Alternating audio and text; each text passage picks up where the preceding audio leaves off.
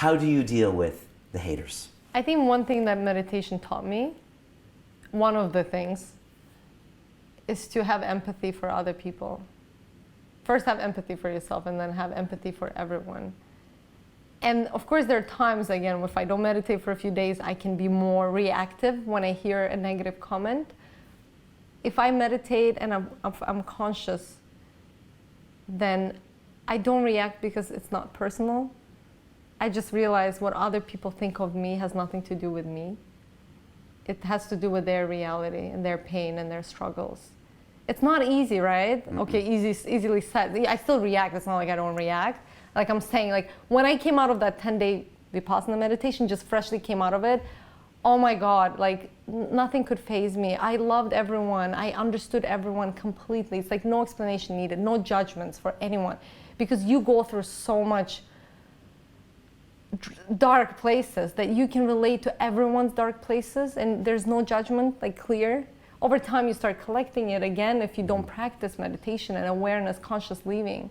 So when I live consciously, which I do, I put a lot of effort into meditating and doing 5-minute journal and just observing myself and not reacting right away. I see that it has nothing to do with me. And I think that's the best way to deal with negativity in life. Not just negative comments, but negativity that can come to you through your family members, sometimes your friends, or people saying things that sarcastic or whatever. It could be any kind of comment that is not a positive, uplifting comment. Right, so just realize that's an issue they're dealing with. Have an empathy for them. You might have triggered that issue, but it's something there, and have an empathy. It sounds like something the Dalai Lama does when he was like talking about his meditation practice. He like tries to take on the pain of others and tries to empathize with them, like in his own routine. But I've found, and now I'm curious what you say about this, is that sometimes it's that percentage of the haters that gives you the best critical feedback possible, because it's like those people that they have no vested interest in you, they don't love you, and sometimes I find that some of those comments are sometimes the most accurate. And so like on one hand, I don't want to listen to them because I definitely don't want to go to the negativity because I got to make another video just like you do tomorrow. And then but at the same time, if I listen to like a few percent of what they're saying, I'm like, you know what, they're actually right. I need to change this up a little. But how do you listen to it without it going in your head? I don't read all of the comments anymore. I skim through them. If I read and respond to positive, because I believe whatever you give your attention is what you will grow more. So if you give your attention to negative, you will grow more of negative in your life. And if you give attention to positive, naturally you'll have more positive.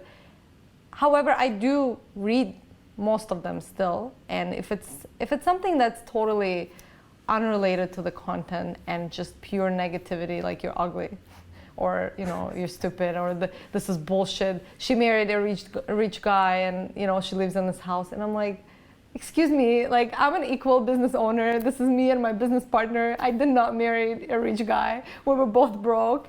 But again, why should I experience these emotions? This person clearly doesn't know anything about me and my life. It's their worldview. So it's having the ability to see clearly that other people's opinion and feedback sometimes, most times actually, has nothing to do with you. Having an open mind to still listen to it, because if there's any constructive criticism you can take from it to better yourself, sure, I'll take it. However, usually constructive criticism doesn't come in a way of a super negative feedback. Right. It will be like, Brian, I like you, or Mimi, I like you, but I think the lighting in your videos could be better. Oh, it hurts, okay, but I can swallow that, right? Right. Usually if it's super negative, it's not coming from a great place. So no need to give attention to that. I try to have a buffer. So I don't read them. I try not to read them directly. Every once in a while I will, but I just have someone that will read them and then tell me a few bullet points. And so like every now and then I'll make a stupid video and they'll be like, and then Julian will be like, no, Brian, they weren't feeling that. Or if they really were feeling that, we should do more of that. And I'm like, great. That actually insulates me from too much of the positive that might get in my monkey brain and get me all excited, and insulates me from some of the negative that like I might be thinking about walking down the street later, like, maybe I do need to cut my hair or something. And so that way I just have a vibe, and he's like, do more of this, do less of this. Yeah. To have an idea. That's helpful. If it's working, if people are enjoying it, which is important, and of course you creating the content partly for yourself, but partly for the audience as well. Yeah. What's it like being a celebrity? To watch the rest of this fascinating interview, click on the link below and go to londonreelacademy.com. There you can sign in with your social media, log in and watch the rest of the episode for free, along with all of our episodes on London Real, my webinars, and all of our premium content, all located over at londonreelacademy.com. So click on the link below, you'll be directed there and you can watch the rest of this fascinating interview, and I'll see you there.